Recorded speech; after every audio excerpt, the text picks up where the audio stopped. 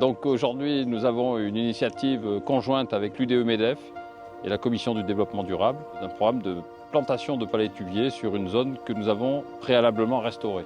Donc on a voulu regrouper les entreprises de Jarry pour planter des palétuviers dans un des sites du Grand Port Maritime. N'oubliez pas les outils parce que vous creusez quand même un trou. Donc c'est un des sites de restauration que nous avons réhabilité dans le cadre du projet Life Adapt Island. Le projet Life Adapt Island, c'est un projet de financement européen qui a duré 6 ans, qui se termine en juin. C'est un projet qui utilise les solutions fondées sur la nature dans le cadre de l'adaptation au changement climatique.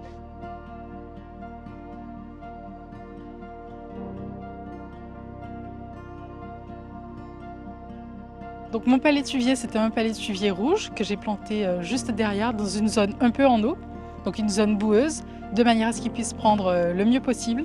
Je pense que l'initiative, elle est vraiment très bonne. On a besoin de projets comme ça en Guadeloupe, des projets qui sont porteurs et en même temps qui nous permettent de nous reconnecter avec l'environnement et de voir réellement l'impact qu'on a sur la mangrove, qui joue un rôle capital tant pour les événements climatiques qu'en tant que poumon vert pour la Guadeloupe. Sachant que finalement Jarry a été construit sur de la mangrove, il nous a paru important aujourd'hui que les entreprises prennent conscience de ça en ayant ce geste un peu symbolique de planter des palétuviers, qui est une action en faveur de la biodiversité et aussi en faveur de la résilience des territoires sur lesquels on est.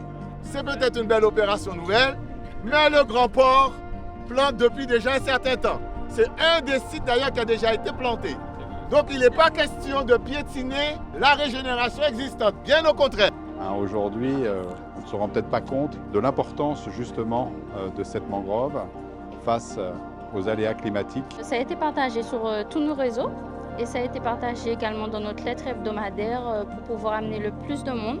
On a également donc fait appel aux écoles, au centre de formation pour qu'ils puissent sensibiliser aussi les élèves et les jeunes. Et a priori, on a un petit rendez-vous dans 1 semaine ou 3 avec un collègue pour vérifier si le palétuvier rouge est toujours en place. C'est une opération de longue haleine puisque nous avons déjà conduit des opérations sur ce secteur-là qui se poursuivent aujourd'hui et qui se poursuivront dans les semaines qui viennent. C'est un sujet de société auquel nous avons affaire. Donc c'est plutôt très réconfortant de voir cette mobilisation, certes qui peut paraître symbolique, mais qui représente beaucoup de choses.